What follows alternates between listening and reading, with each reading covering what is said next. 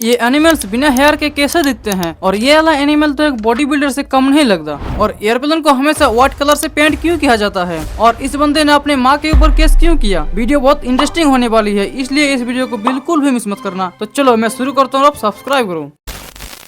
इस आदमी ने दुनिया के सबसे स्ट्रॉन्गेस्ट मैन को एक सुई के छेद में फिट कर दिया। दरअसल इसका नाम है विलेट विगन और ये फेमस है दुनिया की सबसे छोटी मूर्तियां बनाने के लिए। जैसा कि ये जो आप देख रहे हो, ये एक सुई के छेद में बनी हुई मूर्ति है और ये मूर्ति है वर्ल्ड के सबसे स्ट्रॉन्गेस्ट मैन एडी हॉल की, जिनको इन्होंने सुई के छेद में फिट कर दिया। इतना ही नहीं, इन्होंने शेक्सपियर की मूर्ति भी बनाई है, वो भी एक इंसानी बाल पर, जो आपको माइक्रोस्कोप से ही दिखेगी। और विलेट का कहना था कि कुछ मूर्तियां इतनी छोटी और कॉम्प्लेक्स होती थी कि उन्हें बनाने के लिए उन्हें अपनी हार्ट बीट रुकने का इंतजार करना पड़ता था और जैसे ही हार्ट बीट रुकती तब वो उस पर काम करते।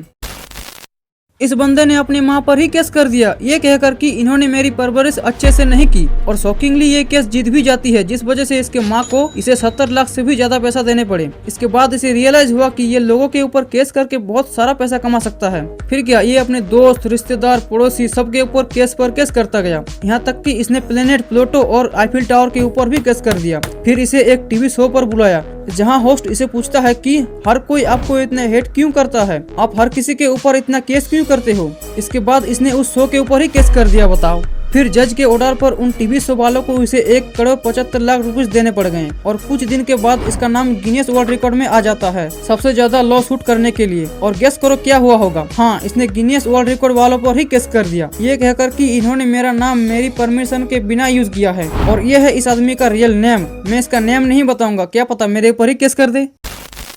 क्या आपको पता है अलग अलग कंट्री के लोग हमारे इंडिया को इंडिया बोलते ही नहीं, तो फिर क्या बोलते हैं? चलो मैं बताता हूँ। सबसे पहले चाइना हमारे इंडिया को इंदू बोलते हैं। जापान और कोरिया के दोनों देशों में इंडिया को इंदो बोला जाता है। और हमारे पड़ोसी देश श्रीलंका में हमें इंडिया भा कहा जाता है। नेपाल तो छोड़ो, हमें भारत बोलता है। लेकिन हैरान मैं तब हो गया जब मुझे पता चला कजाकिस्तान के लोग इंडिया को आंडिस्तान कहते हैं। ईरान तो छोड़ो, ईरान के लोग हमें हैंड कहते हैं। लेकिन सबसे ज्यादा हैरान करने वाला नाम पता है किसका है? वियतनाम का। वियतनाम वाले इंडिया को आंडू बोलते हैं। ये एनिमल्स बिना हेयर के कैसे दिखते हैं, चलो देखते हैं। नंबर 1, आउल्स, जो नॉर्मली ऐसा दिखता है, लेकिन जैसे ही इसका हेयर हटा दिया जाता है तो देखो ये एक चूसे हुए आम जैसा लगता है। नंबर 2, बियर, जो हेयर के साथ बहुत खतरनाक लगता है, लेकिन उससे कई ज्यादा खतरनाक तो ये बिना हेयर के साथ लगता है। नंबर 3, चिंपांजी, जो हेयर के साथ तो हीरो जैसा लगता है, लेकिन बिना हेयर के ये एक बॉडी बिल्डर से कम नहीं लगता। नंबर 4, हैमस्टर, हैमस्टर नॉर्मली दिखने में बहुत क्यूट लगता है, लेकिन बिना हेयर के तो ये और ज्यादा क्यूट लगता है। तो बताओ ये कौन सा एनिमल है जो बिना हेयर के एक गुंडे से कम नहीं लगता?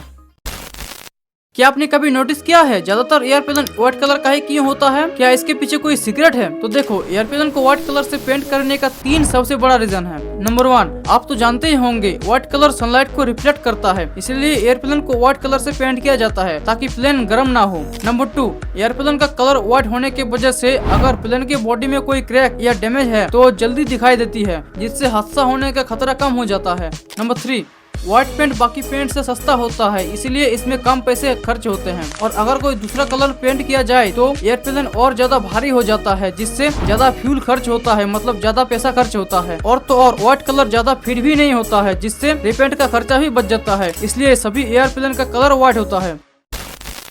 वर्ल्ड वॉर 1 में कुछ ऐसा हुआ था कि जिसे सुनकर आपका दिमाग हिल जाएगा। दरअसल 1914 में वर्ल्ड वॉर 1 अपने सबसे खतरनाक फेज में थी। चारों तरफ गोलियों की बारिश हो रही थी, हर दिन कई सोल्जर मर रहे थे। लेकिन 24 दिसंबर की रात जंग के बीच कुछ ऐसा हुआ जिसकी किसी ने कल्पना भी नहीं की थी। जर्मन सोल्जर्स ने अपने ट्रेंच में साइलेंट नाइट सॉन्ग गाना शुरू कर दिया। ब्रिटिश सोल्जर्स ने जब ये सुना तो उन्होंने भी जवाब में क्रिसमस सॉन्ग गाना शुरू कर दिया। धीरे धीरे गोली चलना बंद हो गई। 25 दिसंबर की सुबह दोनों तरफ के सोल्जर्स गन छोड़कर नो मैन लैंड में बाहर आ गए, दुश्मन बनकर नहीं, सिर्फ इंसान बनकर। उन्होंने एक दूसरे को मेरी क्रिसमस कहा, गिफ्ट एक्सचेंज किए और तो और कुछ जगह फुटबॉल तक खेला गया। एक दिन के लिए पूरी वर्ल्ड वॉर रुक गई थी, लेकिन अगले ही दिन ऑफिसर्स के ऑर्डर आए और फिर लड़ाई शुरू हो गई। अगर आपको ये वीडियो थोड़ा सा भी पसंद आया है तो अभी सब्सक्राइब कर लीजिए, क्योंकि आगे और भी मजेदार वीडियोस आने वाले हैं। और अगर वीडियो अच्छा नहीं लगा तो लाइक कर देना, ताकि मुझे पता चले कि आप क्या कहना चाह रहे हो।